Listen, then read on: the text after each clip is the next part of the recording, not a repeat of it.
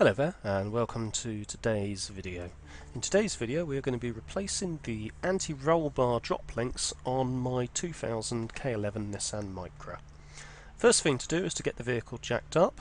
Actually first thing to do is to loosen off your wheel nuts ready so that when you jack it up you can get the wheels off without any issue.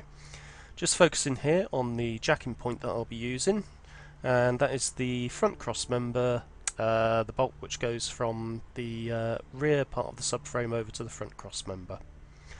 So what I tend to do here is I get the jack underneath that jacking point, get the vehicle jacked up, and then support it on the factory jacking points using a pair of sturdy axle stands. What I also do is I leave the jack in position underneath that jacking point. I let the pressure off the jack so it's not actually supporting the car, but I do leave the jack jacked up in position, so it's just touching the jacking point but it's not actually supporting the car in any way. It's just sort of like an extra little peace of mind for me that if the vehicle should slip off the jack stands, axle stands for any reason, then you know there's not going to be any issue. So just removing the wheels now. You'll notice that I don't actually have any covers for these wheels. The covers I do have are unfortunately quite badly damaged, so I opted to go for a non-covered look. To complete the look, I've got a pair of dust caps, which I'm just pointing at. And those dust caps actually come from the rear of the vehicle. They're the same type of dust caps that are used on both the front, but they're the same dust caps used on the rear, and they also fit the front, so I've got a set of 4 in total.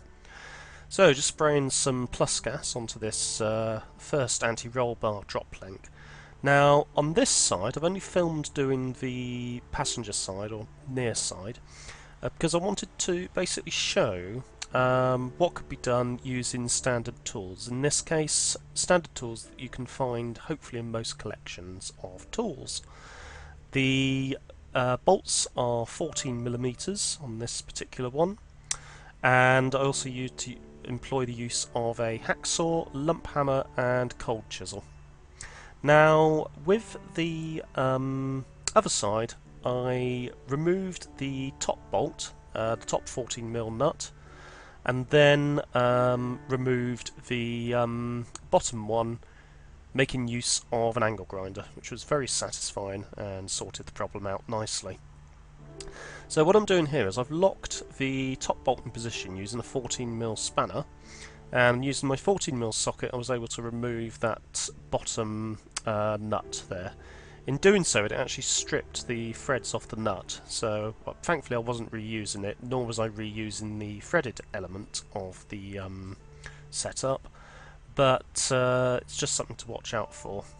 So if you literally just have a kit that just has bushes, I would personally recommend actually sort of going for the whole lot where you've actually got a threaded bolt that goes through as well. This actually appears to be the original Nissan setup, so you've got what is sort of like a threaded piece of metal. There's a collar on that threaded piece of metal that sits into the gap in the anti-roll bar to stop it rattling about. And then you've got the, I believe it's 4 bushes.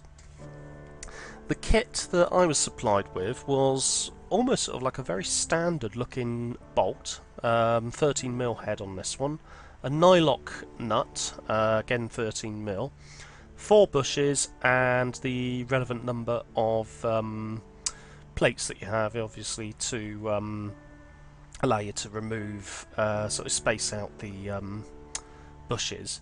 The collar that was supplied was way too long, so what I actually did was I chopped the collar down to a similar size so that it would match the size of the original collar that was on the original threaded piece.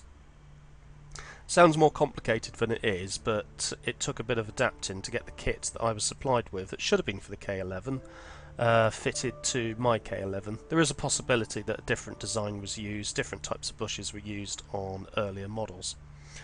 Now what I had to do with this was I actually had to really sort of hacksaw basically hacksaw that top nut off, and what you can see I'm doing here is I'm actually getting a jack handle in between the wishbone and the anti-roll bar link just to get it off.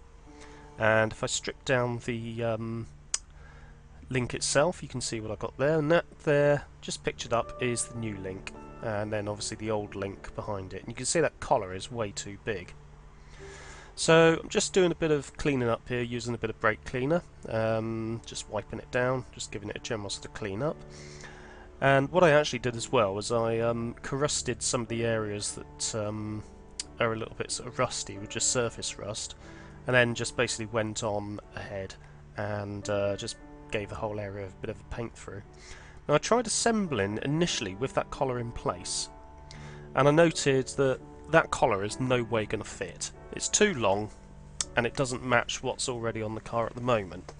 I toyed with the idea of not using the collar, but I went against that idea because that collar is put there for a reason, and that reason is to stop the ARB knocking about. You can see there on the old threaded item you've got the collar, and it's much smaller than the collar that I was supplied. So what I did was actually, as I say, chopped it off, and I was able to get something that would actually fit. So I'm just going to trial fit all of the bushes here so I've got the right idea of what I'm going to be using. So assembly wise, you'll have the bolt, you'll have the plate at the bottom of the bolt, followed by a bush, followed by the wishbone. There's a plate already in the wishbone, so then you have another bush, another two plates, one on top of the other. You'll then have another bush, you'll have the collar, the anti-roll bar which the collar sits in, which I'm just showing you there, and then you'll have the final bush and a top plate, and then the bolt which will go onto the top plate just to clamp it all together. Now what I did with the other side was I actually just angle grinded both the nuts off. Now if you are going to be angle grinding, I would recommend that you wear a gauntlet. You've got an angle grinder that's got the guard fitted, and you make sure that you've got no combustible items anywhere near where sparks are going to be flying. It's also an idea to have a bucket of water on standby in case there is any kind of fire, and make sure that you're also wearing a face mask or goggles.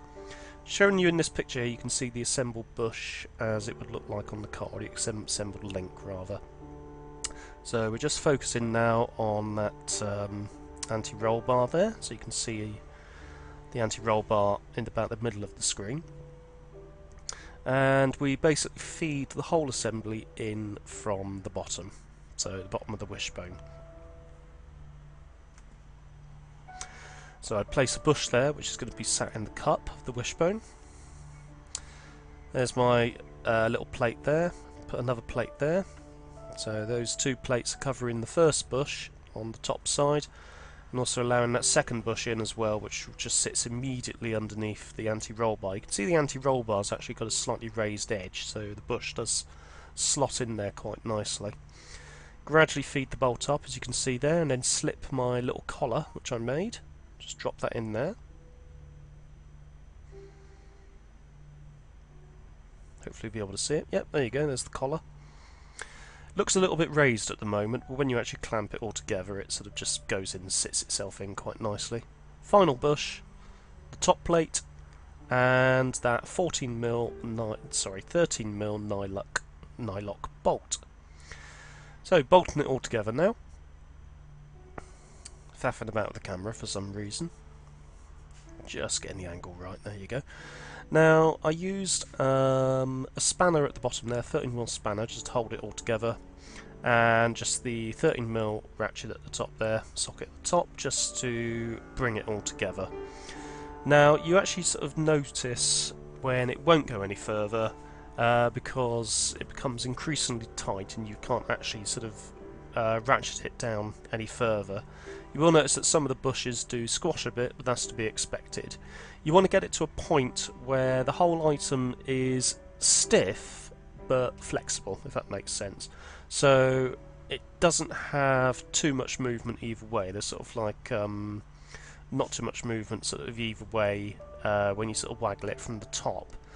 Now I did notice that the actual bolt that was supplied it's really long. I'm not quite sure why, but it is rather long, and I'm not sure if it's sort of intended for this car, or if it has a number of different applications, a number of different models that it will actually be suitable for, which may explain why we had such a long collar piece.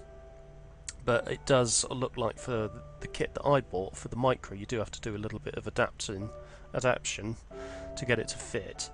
If I was going to do this job again, I'd probably actually try to go for genuine Nissan parts. Or the Blueprint parts, which apparently Blueprint are quite good for Japanese spec cars. I've actually got some Blueprints ARB Droplinks for a N16 Almira that I've got to fit at some point, but that's a fun story for another day, which will probably involve much angle grinding and maybe a small amount of swearing. So as you can see there, just waggling it there, it is in place. There's enough flex on it to, you know, sort of allow the anti-roll bar to flex, but when I actually took it out for a test drive after this, there were no rattles, which was good. The sort of characteristic rattling that you get over a, say, sort of like a slightly ripply road surface had actually gone, and dare I say, it actually felt a bit tighter on the front end as well. Sort of steering felt a bit more positive, which I suppose it would really, because the anti-roll bar is definitely stiffer and actually able to do more than what it would sort of do normally with those bad bushes in place. You actually notice I've put some Curust on a couple of areas, and the reason I've done that is because after I actually did this video, I gave the whole area a bit of a spray down with some satin black paint, including the threaded element of the new Droplink that I'd put in.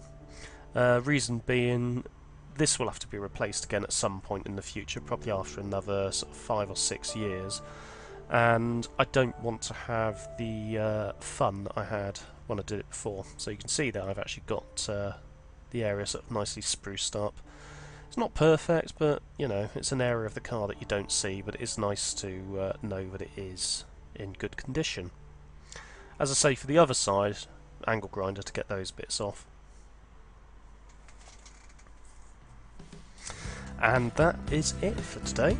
If you have enjoyed this video, don't forget to hit that like button, and also consider subscribing for more upcoming fascinating hobbies.